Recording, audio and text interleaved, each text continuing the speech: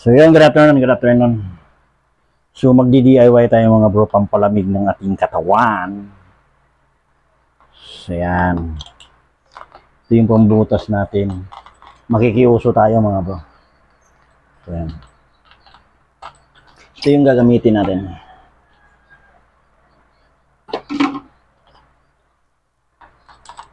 Ito yung gagawin natin pambutas.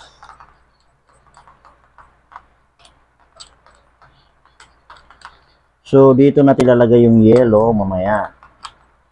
So, kumbaga, pang DIY tayo para lumamig yung ating buga ng electric fan. Kasi ubod talaga ng init na ngayon.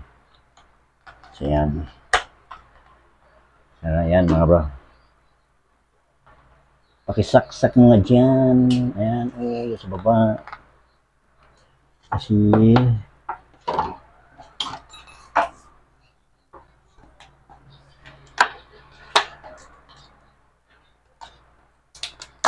So, pag nagbutas kayo na ito mga bro, huwag nyong isasagad. Yan. Para ito yung magiging takip niya.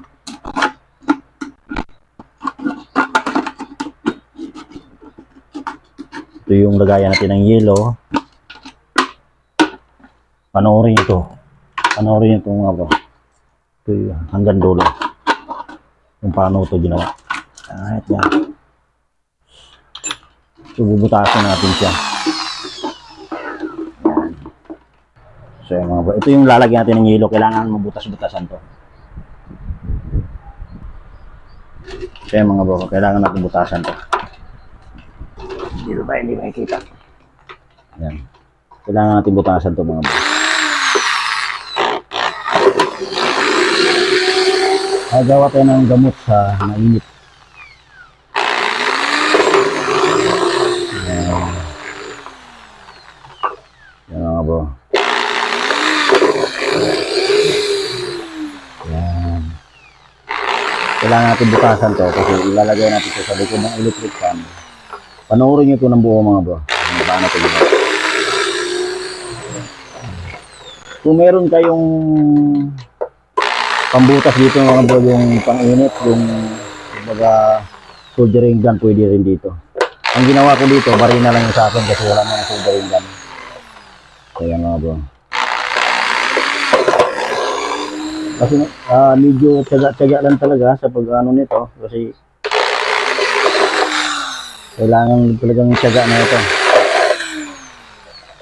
Pag mainipin, wala talo.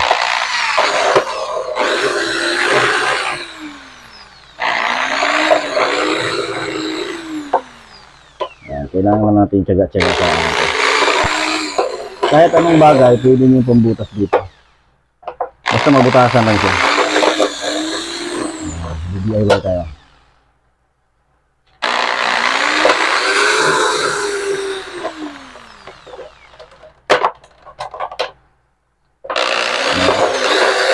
Ito yung gamot sa tag-init. Yan.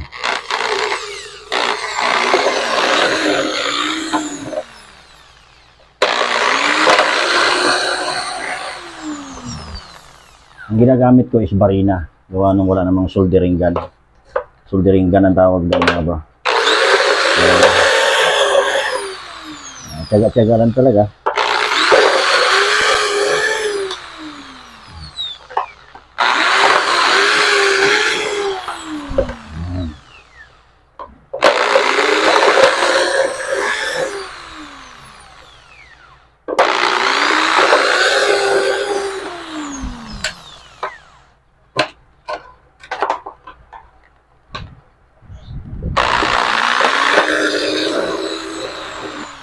Ganyan na yan mga bro.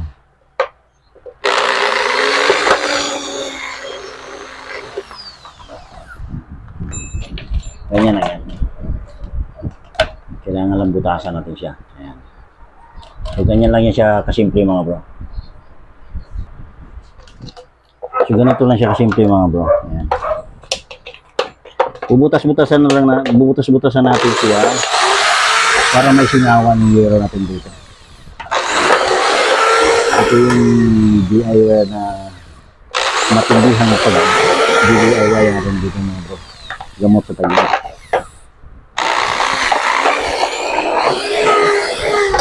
Yan.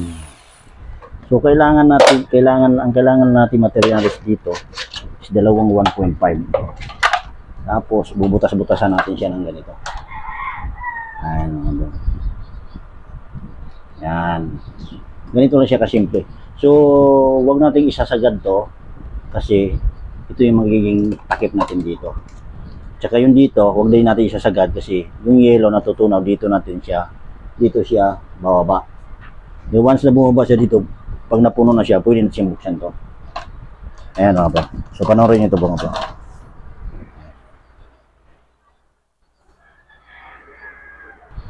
So ayan, kailangan natin ng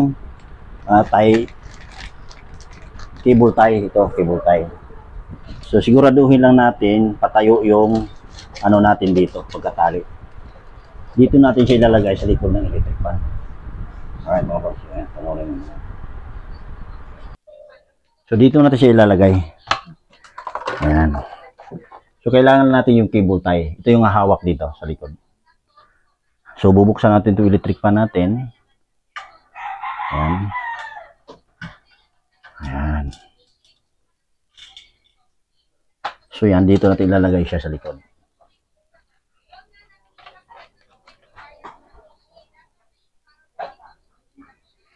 Ayan. Ito yung simpleng DIY na gamot sa tag-init natin mga bro. Panoorin nyo itong buong video natin mga bro.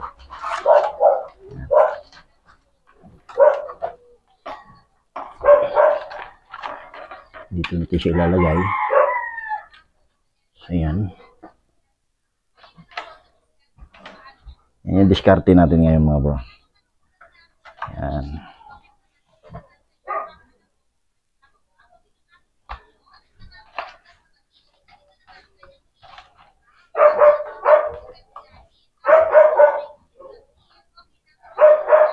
Dito siya ilalagay.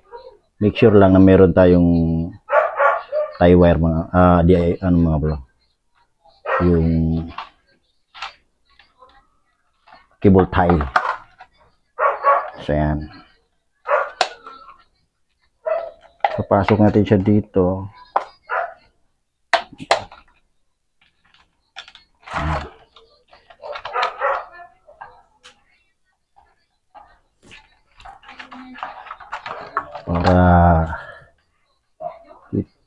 Para lumamig.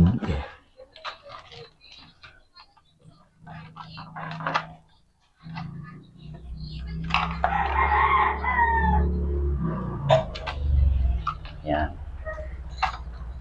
Ba tayo pumasok?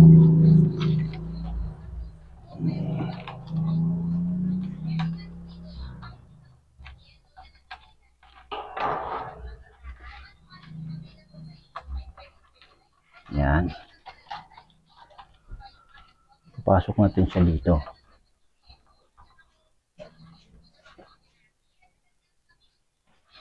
So, maganda ang cable tie mga bro kasi higit na higit yung ano natin. Ayan. Oh! Astig talaga to. Yan. Ayos yan mga bro.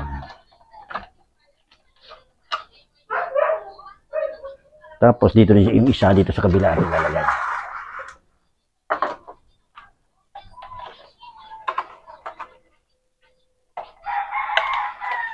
So yan.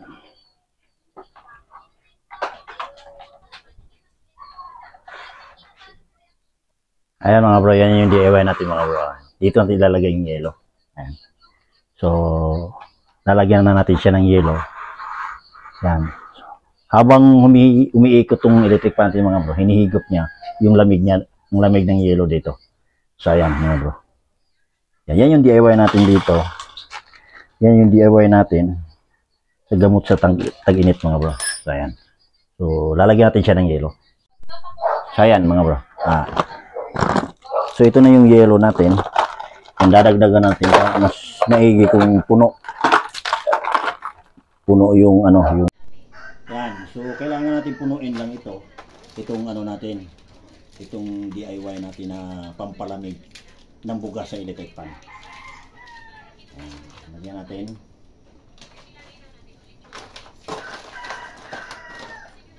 Ayan. Huwag nyo malalahanin kung matunaw na yung yelo. Kasi natural talaga yung matutunaw yung yelo. Ayan.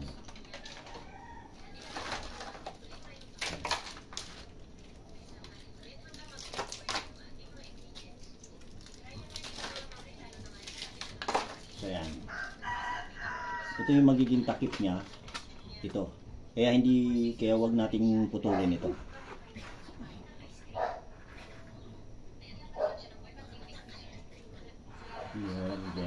Ayan.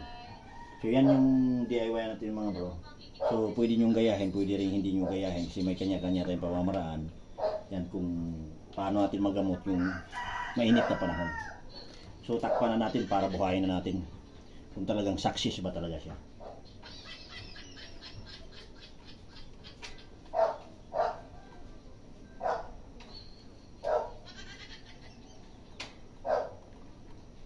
So yan.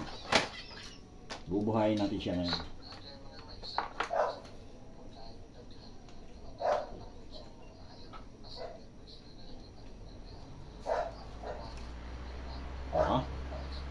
Titingnan natin kung talagang malamig talagang buga. Mga ilang minuto.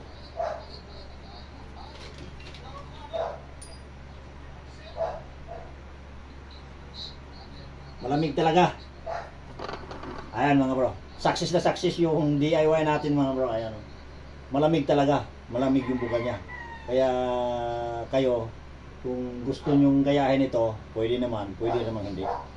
Ayan, yun yung DIY natin. So papakita natin para sa mga viewers natin kung gusto nilang gumawa ng ganito. Ayan. Ayan mga bro. Kung paano ginawa. Ayan.